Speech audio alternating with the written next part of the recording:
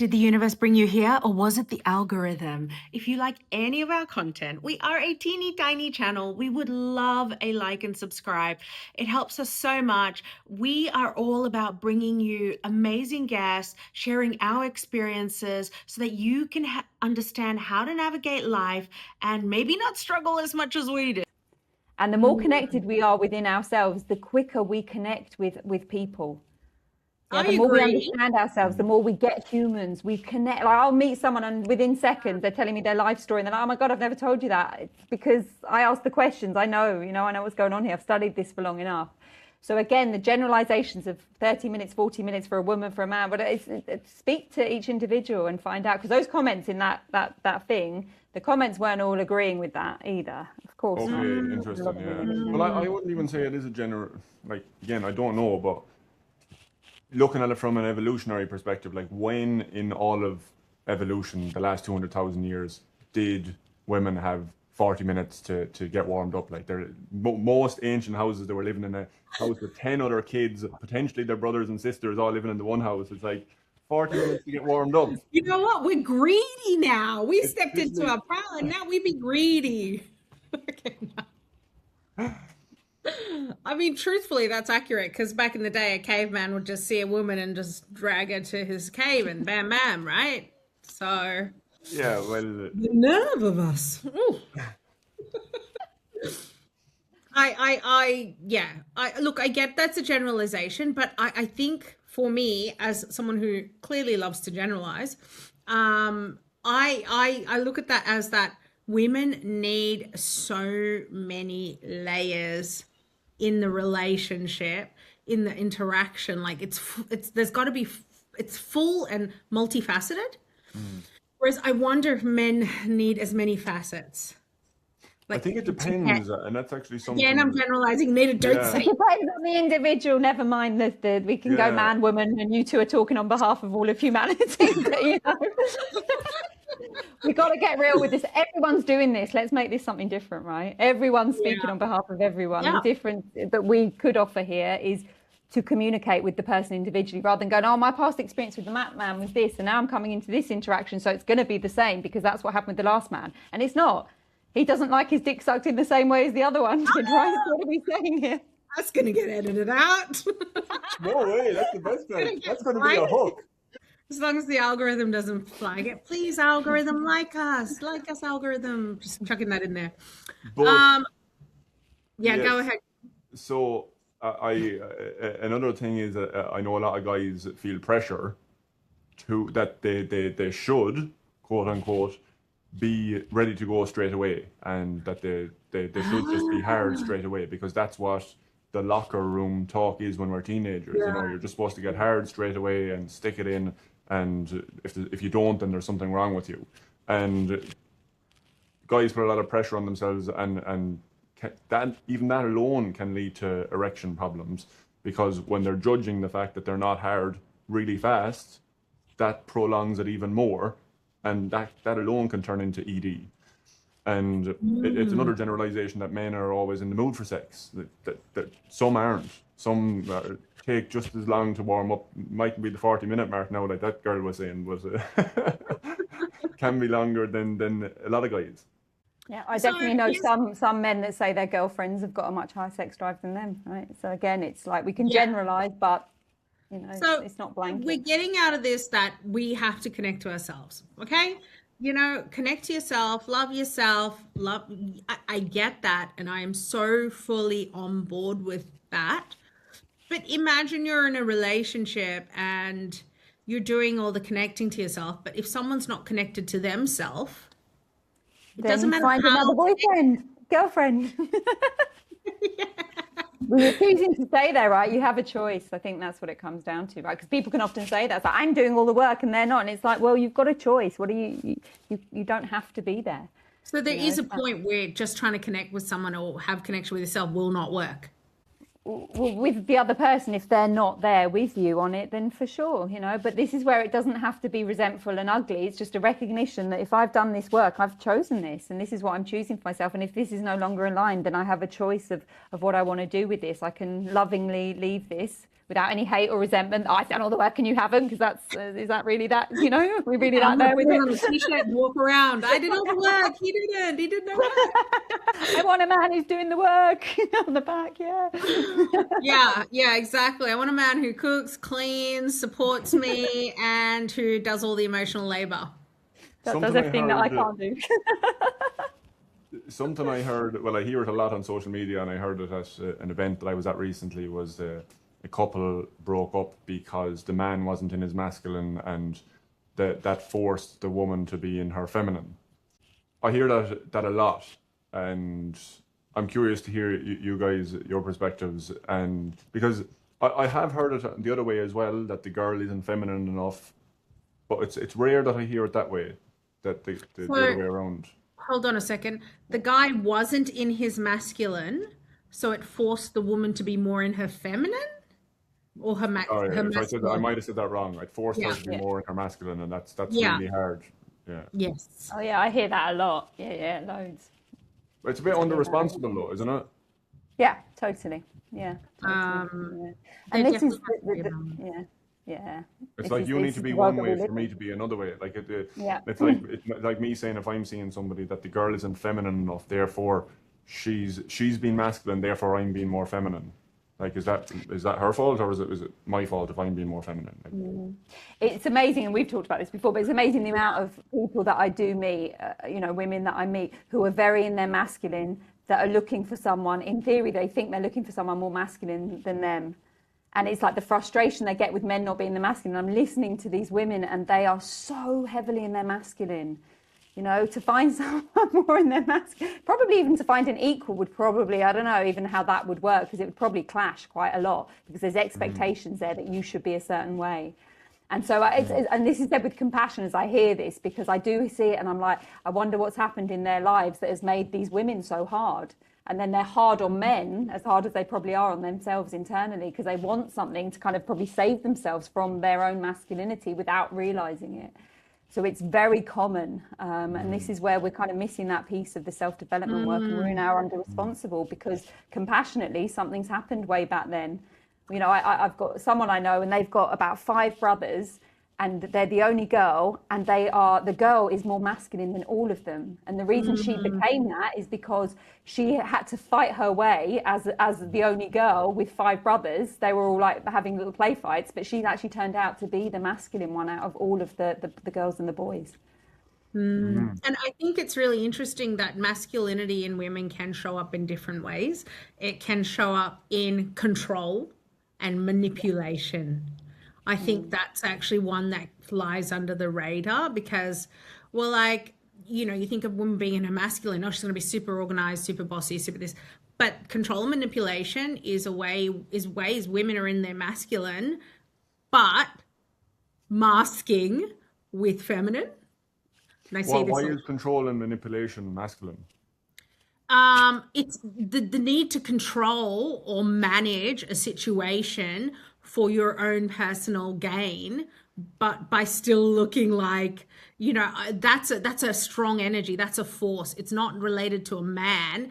It's an energy that's related to push, pull, manage that. And that's what I see, that, which is great. If you're running a business, if you're, you know, looking after lots of kids, if you're, you know, you need to be in that space. You gotta get your push pull energy. You gotta negotiate. You know, that's absolutely, it's a beautiful thing. But in a relationship, I know, because I've been that way, that was a way that I would do masculinity. Yes. But I'd mask everything. And then I'd Yeah, true. Kind of like that shadow piece though, isn't it, for us? Yeah. It's like, look, definitely not anymore. I don't do that. I work so much on it. But I see women doing it all the time, and I'm like, are you seeing this? It's kind of like that shadow piece. It's like we expect the man to be what he should be, because we haven't been the woman that we should be. You know, we've stepped into that masculine role. Yeah. We expect the man to be who he should be, because we haven't been the woman we should be. Interesting. That's a good one. One day I'm gonna put all of these together and yeah. But it's a Yeah. societal expectation too, in the sense of like there's a lot of dating coaches out there who will say that you need to, do they say, basically if a woman is in her masculine, then no way, do not date her. Like they'll openly say you can't date a girl in her masculine. I've dated loads of girls in their masculine. Like it's not a problem until they make their masculine being a problem. And when I say by what I say when I say that, I mean they're driven, they like to succeed, like they've no problem with it. I've no problem with it. But when we make it into a problem with our minds, that's when it does become a problem. Yeah. Exactly. And that's where we need, as we always talk about in coaching, flexibility. Right? Yeah. Because I think absolutely you can be in healthy masculine, but when you get wrapped up in the energy of the masculine, you can let it cover your whole life, and suddenly you're trying to run the show for everybody who doesn't need you to. This is like, just run your own show, just run your own business. Yeah, which is the control, what you talked about as well. Yeah, definitely. And then for me, I mean, what would you guys say looks like being in your feminine? For me, it's flow. Yeah. It's being able to flow with uncertainty. Yeah. Again, too much of anything is I think, chaos. Need balance there. I think being in your feminine is making space. That's for me. I don't know how could I'd love to hear you guys' perception. Yeah, well, for like generalizing. For you though, you what it is. right? You did say for me. Go ahead, That's Cahal. what I mean. You said for you. Yeah.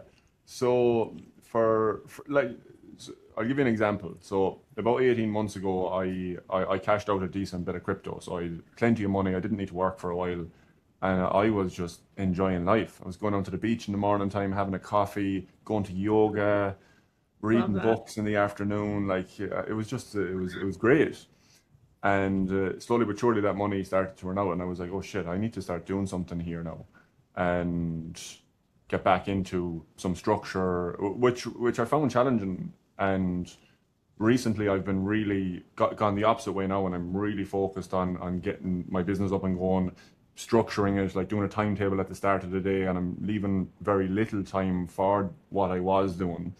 I probably preferred it the other way. I would like to have not to be doing all the structure and to be thinking what has to be done next. I like one sense of it. I like some part of the work that I do. It's mainly working with guys overcoming these issues, but there's a lot of masculine traits that need to be put in place in like sales, marketing, all that. It's very nuanced, so I don't really enjoy it. I don't enjoy the detail of it.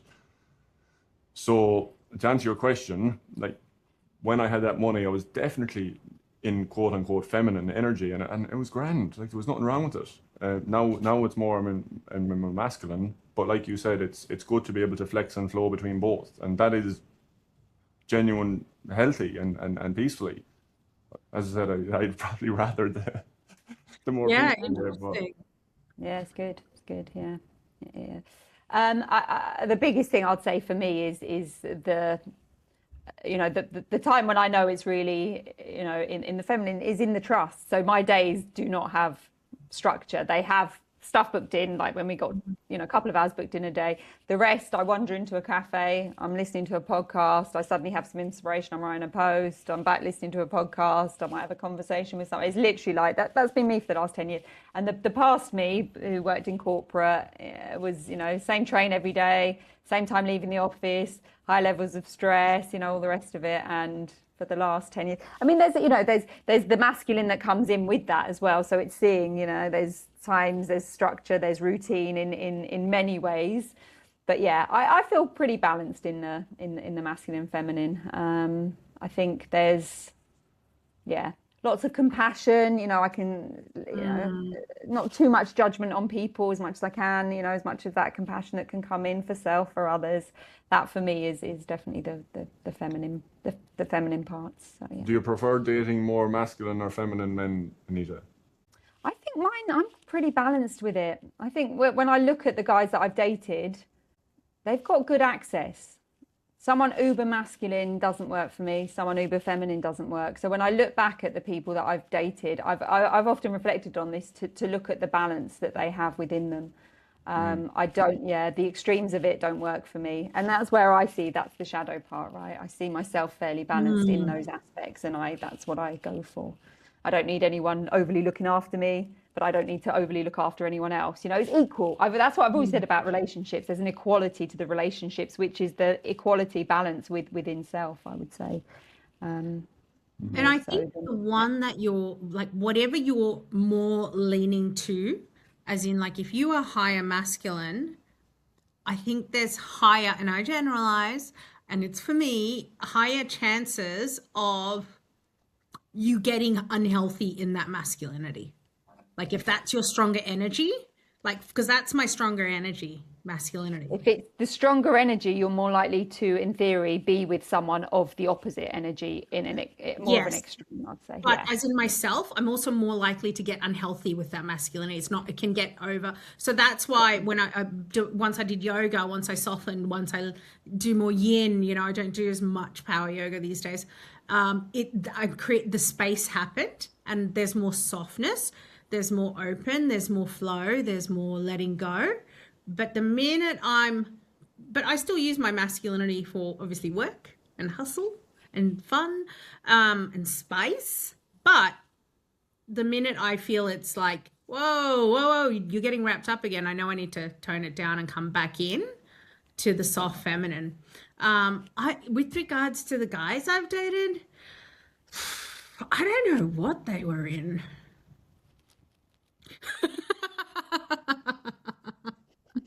I don't know if I want to say. I don't need nobody sending messages, to be honest. I mean, you've had some really masculine ones, right? By the sounds of the past. I have very, very, but then also, yeah. Did you find yourself in being a kind of competitive when you were in those masculine relationships? Yes, but I have had relationships where I've dated men who were very in their feminine, who were playing at being in their masculine. Interesting, right? Who were performing masculine, but weren't actually. It was. I would be like, wow. How did you know? Like, what were the telltales? Because they were good at doing, okay? It's like, you know, when if you drill structure into someone from a child, they will do structure. Not because it's like they're natural, but because it's what they've drilled to do. And then when I know they're in their feminine is because it would just be over the top feminine, over the top emotional, over the top let down, over the top jealousy, over the top. That's so super masculine though. That's where I see. That's where I see even like there's on the Enneagram, the type 8, the challenger, is that it's like black to white. It is masculine, it's structure, it's doing, it's protecting all of that. But it's on behalf of hiding the weakness, any feminine aspects. So the minute there's anything that pushes that, they are straight into the opposite, which is the feminine. Yeah. So it's kind of like the uber masculine to the uber feminine, because there isn't a balance point, and it's sensitive, it's withdrawn, it's That is so accurate. Actually, you're right. Yeah. And if anyone's watching and they want to know when we talk about these numbers and what the hell we're talking about, we probably should just do a show on that. The Enneagram is a personality sort of test that you can do that was developed 1 billion years ago. And it doesn't put you into, it tells you what number you are, but that number is to show you the not you, the construct. So, but we'll do that another time. It's just that I know we mention numbers all the time. I also concur. It's a really, really useful tool. I found it so beneficial for my own growth. Yeah. It's amazing. Yeah. Amazing. Yeah. And I think that's why it is such a good one to reference, because this is where we go, rather than generalizations, let's generalize more between the Enneagram types in theory, because you can see that you've got a type that is uber masculine, but women and men will take the test and fall into the uber masculine. There's an uber feminine type, the type 2, the helper. Both women and men will fall into that type.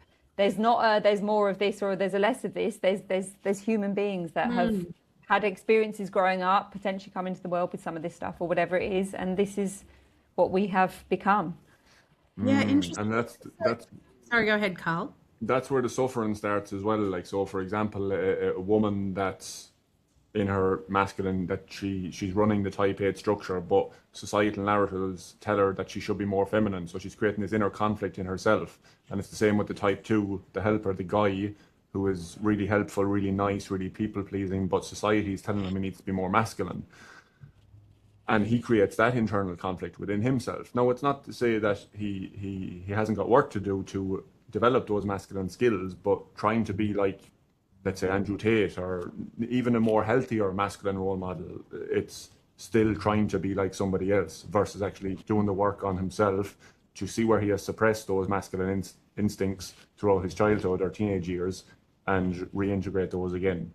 So just to summarize the conversation we've had when we're talking about the big O, in order to have an O that feels connected, we must be connected with ourselves, our truth, our higher self, and perhaps being balanced, would you say, in our masculine and feminine. But then you've got people who go, look, they're all feminine in real life, and in the bedroom they're like masculine as hell.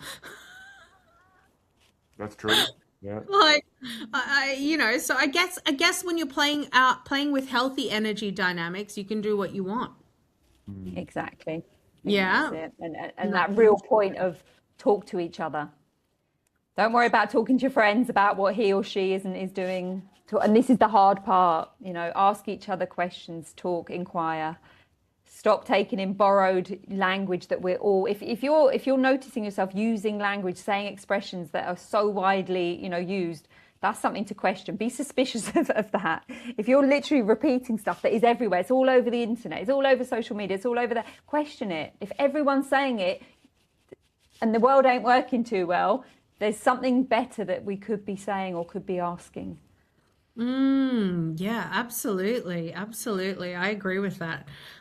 People love to use it. You always say this, use the word gaslit. Gaslight yourself in a healthy way. Instead of all this dishealth that we're doing with this gaslighting of ourselves. So if you want any more info on men's coaching, intimacy coaching, Cahal is amazing. He's doing some like groundbreaking stuff with his men's group, but honestly, it's just impressive. The feedback's crazy. Anita is one of the most really talented coaches I've ever met. And if you want her to check in with how your O is doing, ladies, it's a good place to start. And me, I don't do one-on-one coaching, so wait for a workshop. You're doing the workshops. What's happening? Yeah, I'm just getting some interest. I have a few people that want to come and we'll jump online and do a workshop about being seen, just showing up. Love it. I find a lot of people ask me this constantly. So it's percolating. It's percolating. So cool. And you're doing phenomenal yoga classes as well. Yeah. Yes. Oh, thanks. And a great podcast host. So please, everyone, like, subscribe, watch, all of that stuff. The podcast is literally my therapy. But okay. Thanks for the free coaching. Namaste. Thanks for the content. Namaste. All right. Bye. Okay.